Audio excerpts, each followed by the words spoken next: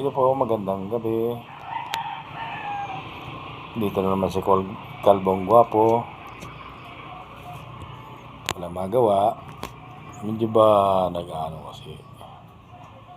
Naisip ko kasi yung lupa namin. Kinaso noong 1979. Nung matapos ang kaso noong 1996. Nilipat na sa pangalan ng nanay namin yung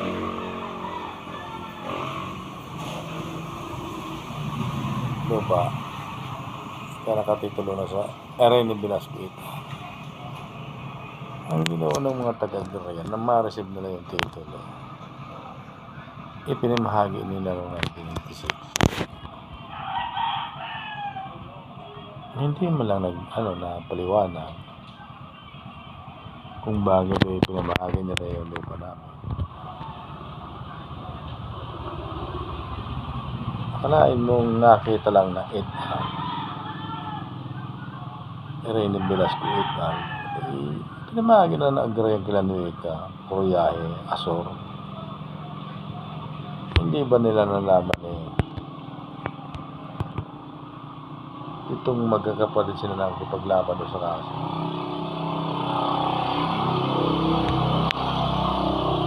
Sinampa ng falsification document si Jose Penic in Sinayda City.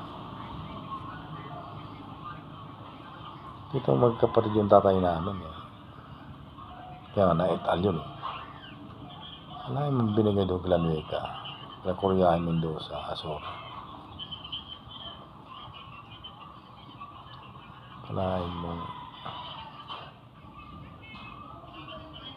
hindi naman dapat ipinamahagi yun At pirmado nilang titulo. Kaya nga etal, may kong kasama si nanay kasi pitong magkapatid yung tatay namin. Sila yung etal doon. Ito, tagtatat kalahati. Taraya. Hindi sila nuwika. Ang masakla pa nito, nagbinta na sila kay Clemente, yung taga Siruma. Nagpuputol na yung mga nyugan. Halos mabusubos na yung nyugan. Dahil sa na Agrarian. Sana namahagi sila ng lupa. Inaayos nila. Mahagi sila basta-basta ng lupa.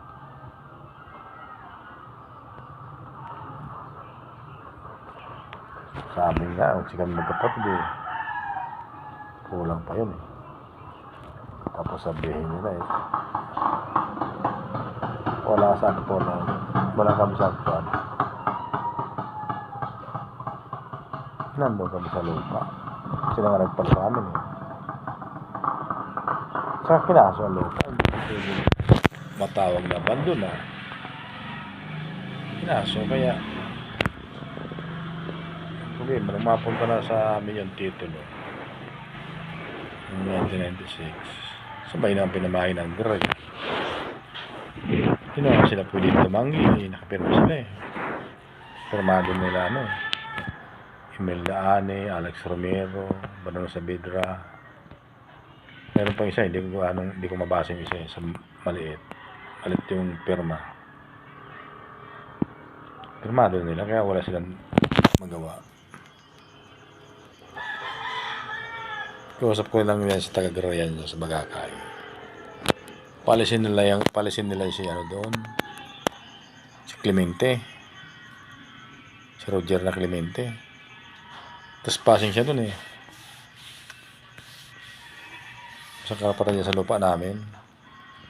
Kaya kausap ko sa taga-Garayan, taga-Bagakay. Pakialas nga ako yan si Roger Clemente sa lupa namin.